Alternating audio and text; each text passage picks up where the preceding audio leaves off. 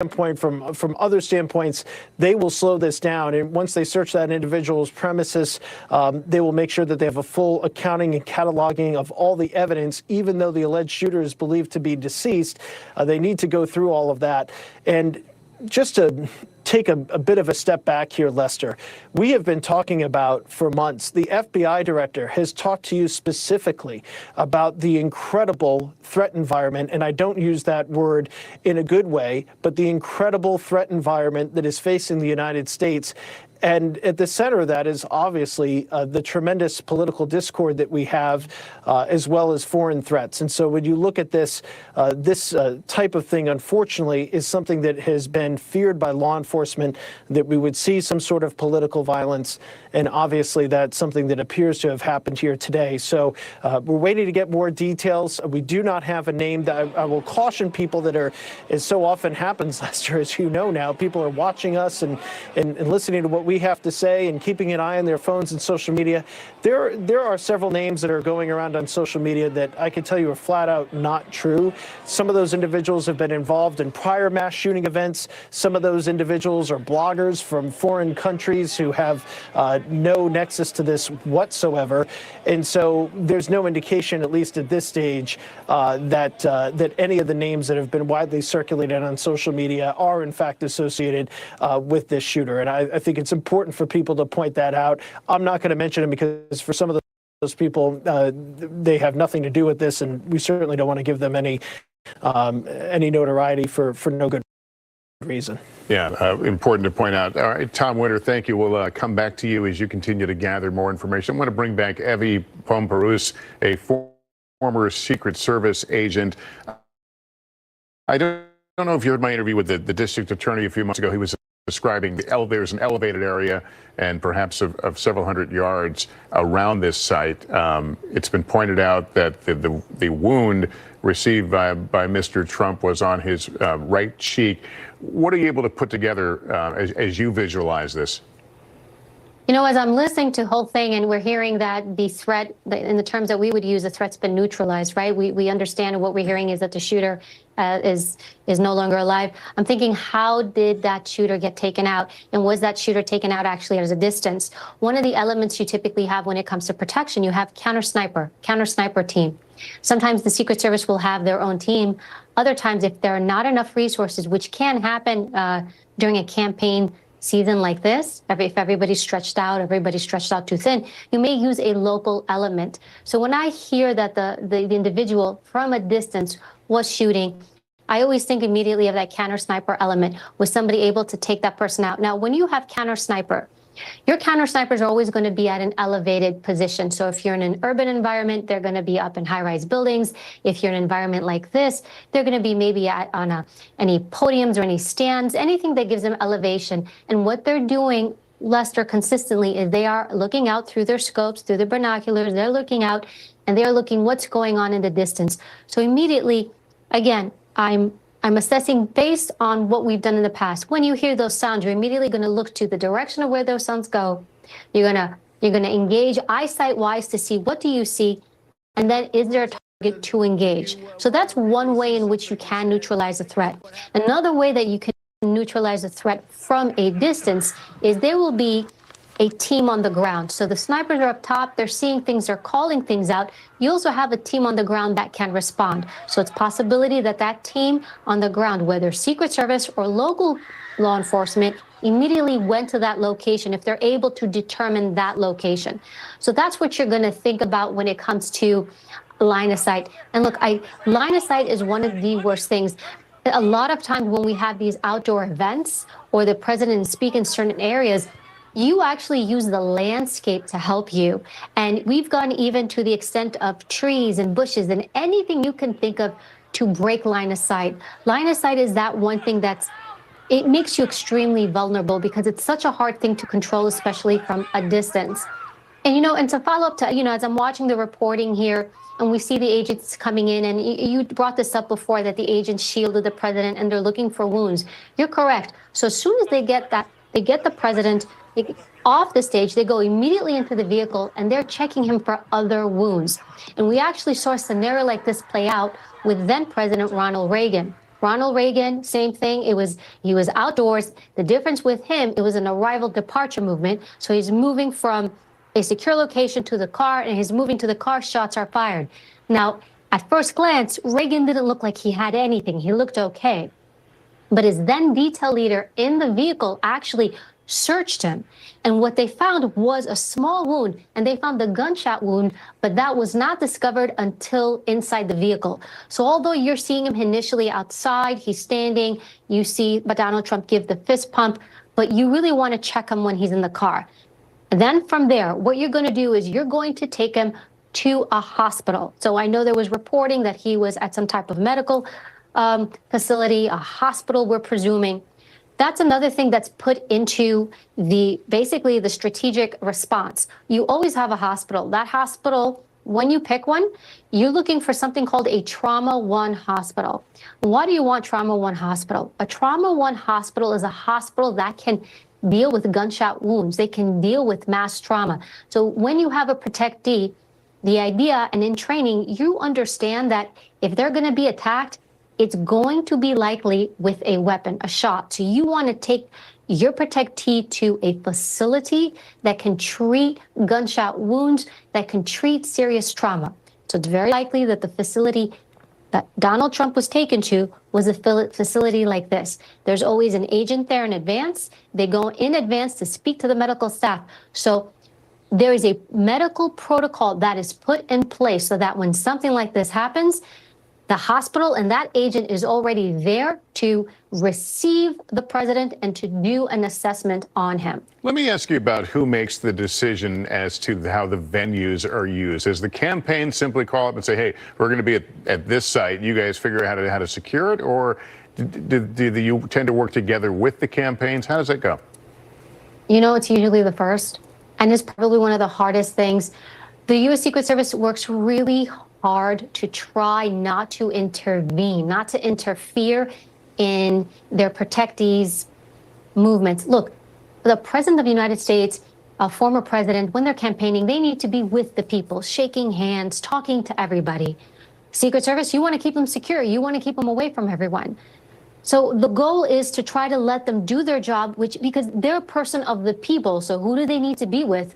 The people. So Secret Service typically allows staff to pick the locations. We will go there. It's very, very rare. I have to say, I don't think I've ever seen it where they were told, no, you can't do it here. They're an agency that is very can-do. We can do this. I have to tell you, at first glance, even with this location, I don't see anything different than the other rallies I've been to myself. So this is quite common. Now, Secret Service can say no, but you really have to have a good reason as to why you're going to say no and justify that. Evie, thank you. You continue to provide us with rich information as we try to visualize all these things and understand it and really interpret some of the video we've been seeing. We appreciate it. We'll ask you to stand by. I want to talk to Congressman Mike Kelly now. He was at that rally with his grandkids. Congressman, thank you for being with us. You guys okay? Yes, Lester, thank you. We're fine. How close were you to the former president, and what did you witness? So it's about maybe 50 feet away from the podium where President Trump was speaking, and with some other congressional members and a member for the Senate. But and then behind me were the stanchions where people were sitting in the seats. So very close to it. A very strange day. You can imagine where I live in Butler, Pennsylvania. This is an agriculture town. This is an ag area, right? And we had it at the Butler Farm Show today, which is for years I've been coming here. And actually, we always participate in the 4-H sale here, where the children bring their animals in and sell them. They make pies and cakes, and they have all these contests. This is about as basic as you can get. This is about as basic America as you can find. And today, Lester, I got to tell you, it was a beautiful summer day. People celebrating, people happy, people grilling food and getting ready for President Trump to come in. And then the aftermath of it was just shaking. You just couldn't believe it. And I'm really concerned as we go forward. There's something wrong in America right now. Look, this doesn't make sense. I will tell you this, though, as President Trump and his right ear, the bullet went through his right ear. It's a fraction of an inch maybe away from killing him. as he was leaving, and as they were carrying him out, the Secret Service, he put his hand up in the air like, I'm okay. Unfortunately, the people behind me, about 10 rows up in the stands, there were people up there yelling and screaming, and they were talking. They had blood on their shirts and stuff, and there was a man who was down there. The security team rushed over there. They took him out of the stands, and apparently he has since passed away. But Lester, there's something wrong. There's something wrong in America today. This is we certainly today look like a third world country. Look, if you don't like whoever the candidate is, just don't vote for them. An attempted assassination on a presumption of the candidate. If we're going into our convention this week, former President Trump is going to come out as our candidate. What is wrong? What has happened in America? This is absolutely bizarre. Do you think that we will hear a different tone for the rest of this campaign coming from frankly, both sides? You know what? I would sure hope so. But do you know, and because I think you all covered this before, in 2017, our Republican baseball team was practicing for a spring baseball game as a charity event, and our leader now, Steve Scalise, was, again, a gunman attacked our guys while they were at practice and shooting up the place. Yeah, I reported that. I just don't understand this anymore. I really don't understand. The greatest nation in the world right now has succumbed to being a third world country. The level of hate, the level of discourse that takes place has got to stop. It has got to stop, and we've got to return to who we are. We are a great, great nation, and we say in all our prayers, under God, under God, under God. Well, I'm sure that right now, people of faith, tomorrow on Sunday morning, please go to wherever it is that you worship, drop to your knees tonight and pray for America. Pray for President Trump, that he's going to be okay. We also have, as I said, one man was shot. This guy is just there celebrating a day at a farm showgrounds, and all of a sudden somebody takes in their hands, they have to start shooting up the crowd, shoot the president in the head. It's absolutely, it's off the charts, third world country now. We have to start rallying around about who we are. When 1.5 million men in uniform and women in uniform have died to give us the right to practice the form of government we have, for us to be so casual and so callous about it? No. It's time for America to get back to being America. And Congressman, you were there with your grandchildren. I didn't get the ages of it. Were they young children? Yeah. I mean, so we had children there anywhere from 4 years old up to 12 years old. Let's see, about 10 of them. My wife was there. My sister-in-law was there with her grandchildren. One of my sons was with me. And you have to wonder, as the children came back, they're just, Grandpa, why would somebody do that? Grandpa, why did somebody do that? They don't like President Trump. Just don't vote for him. And I've said, kids, I'll tell you what. That's why Grandpa is in Congress. We have got to go. We have got to get this country back on the beam. We cannot allow this to continue to unravel. Lester, I mean, really, we're like a third world country right now, right? I mean, this is absolutely off the charts. Evil. It can't exist. We can't allow it to exist, and we can't tolerate it. We can't say, well, that's going to happen from time to time. No, it's not. It cannot be allowed.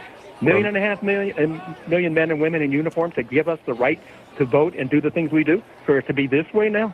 Obviously a shocking and terrible evening as we hear the former president is okay, but as we've noted that one person was killed, 2 others have been badly injured in this. Congressman, thank you for taking a few minutes. We're glad you and the kids you're with are safe. I want to go to Garrett Hake now. He covers former President Trump. Garrett, Donald Trump has posted tonight on Truth Social. Talk through us what he wrote. That's right, Lester. The former president using his preferred medium to inform the world of his status and the fact that he's okay. His message really in 3 parts. First, thanking law enforcement and the Secret Service for their swift action in Butler after the shooting. Second, offering his condolences for the person in the crowd, presumably a Trump supporter, who was killed, and the other person seriously injured, about whom we don't have any additional update now. And then describing his experience with what he says was being shot through the skin of his right ear, saying that he knew immediately that it was a bullet. He felt the bullet ripping through skin. He says much bleeding took place, and he realized what had happened. He concludes God bless America. We don't know yet, Lester, if this will be the only communication we get from the former president tonight. He is, of course, scheduled to go to Milwaukee and be seen there on Monday for the start of the Republican National Convention. But obviously, not just a personal crisis for him, a sort of crisis for the country with this moment of apparent political violence with an apparent assassination attempt, but also a crisis for his campaign that will now have to figure out what exact steps they'll need to take, both to make sure he remains safe today, tomorrow, and going forward, particularly with the convention where tens of thousands of people are expected to attend over the 4-day event, and what, if anything, they want to make of this moment politically. The former president said in his Truth Social post that nothing is known yet about the shooter. He makes no comment about that. His supporters, though, are using images like the ones we're seeing on the screen, including now both of his sons, pinning those images to their X accounts, the website formerly known as Twitter, pointing out the idea that their father, the Republican nominee in waiting, if you will, is a fighter and kind of seizing on this moment to elevate him politically. And so we have the physical update here from the former president. Again, he claims that he was shot through the upper part of his right ear. By all accounts, will be just fine. The political reverberations, of course, entirely unpredictable at this moment, but already going on behind the scenes. The Trump campaign, as we've reported earlier in the evening, putting their staffers on lockdown, telling people not to talk to the press, not to talk at all while they figure out the steps at a more senior level they want to take going forward. And Lester, I'll just add, as I mentioned earlier in our broadcast tonight, that concerns about the former president's safety on the campaign trail have always been on the front burner at the senior level of the Trump campaign. The mega rallies that he likes to hold with tens of thousands of people in open areas. Concerns about how to continue to conduct those safely in kind of a hot political environment, in an environment where he just might not be safe. There was much talk about those events, and even the smaller events where he likes to drop by at fast food restaurants or firehouses, the kind of unscheduled stops that presidential candidates like to make. At every single one of these stops that are discussed, there are serious high-level discussions about whether they can be conducted.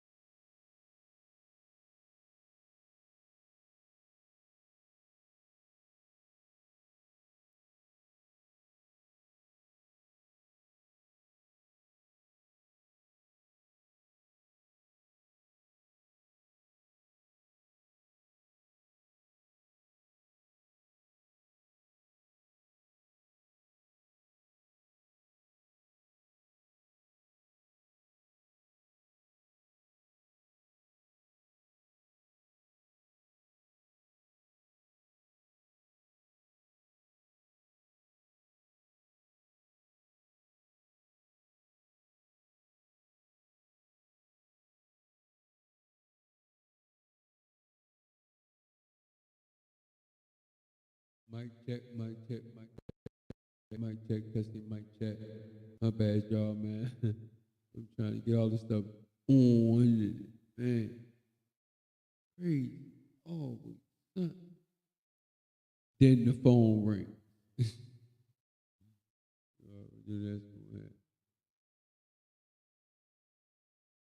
mic check, mic check. Testing, mic check, mic check, mic check. Testing, mic check, mic check, mic check. Yeah, man. So y'all see what's going on with this shooting, right? Right? How y'all feel about this shooting? I had to all right, let me go back to where it was. No, I think it was here.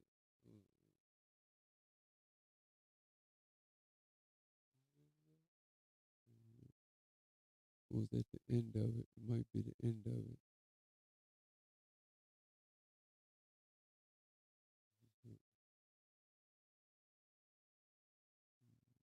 My phone started ringing, man.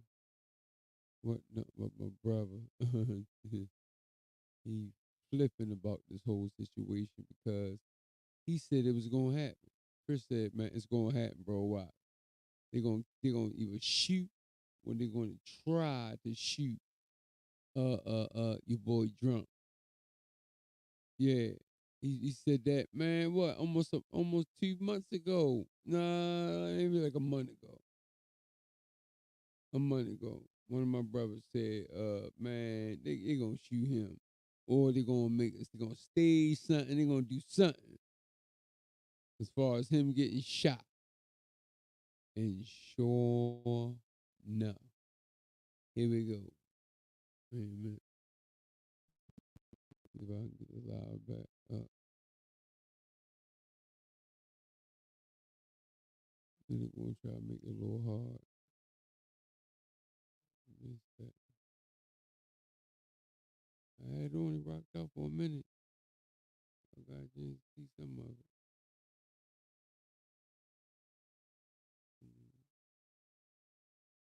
They trying now, want nobody. I don't want nobody on that.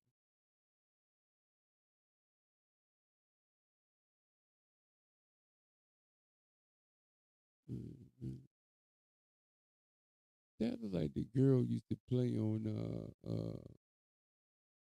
man, what's them rap shows? I bet you that's her. That's Shorty baby mother. The little R&B dude. Yeah, that's the baby mother, man. When they got smashed in the bathroom. Rich. Rich smashed in the bathroom. On camera. Goodness gracious. Boy, they said by the time they start with the rappers started doing with those little shows and shit, they said, man, their career over with, man. It's by the time it's over with. Now you just trying to save face. They embarrassed the shit out of Santana. I mean, hey, man, when it's warranted, man, it's gonna come. It's warranted, it's gonna come. So now you can't get to it now. So yeah, man, that was a little quick, y'all. You know, just y'all gonna know about the shooting that happened with Trump. I got footage of it, so I can talk a little bit of trash. And I can save it for my family. You know what I'm saying? The youngins, they get to come up and they got recording of this. And they got a nice little recording in it. Yep, that's what it was for. See, we all do things for while for why we do them. Okay, right? Me, I do my things mostly from the heart and to leave my youngins something, so they won't be in the twilight zone like we were. So peace, man. This Paracetamol. Salaam alaikum. Shabbat shalom. Shalom. Peace, man. Peace, man. Peace. Keep your head up, man. Or they coming after us. Y'all already know, man. All these little jinns and whatever, man. They coming at us. All of us real, fighters. I don't care if my name mentioned and that shit. I don't care. I mean, I'll be really out here fighting, banging for the Moorish Empire. So, I mean, I know I'm a small channel. People ain't gonna, what I mean? But it's cool. I don't really care because all it do is make me stronger, make me want to go harder. That's it. So yeah, let me get out, man. It's Paris some more, man. Peace, peace, peace, peace.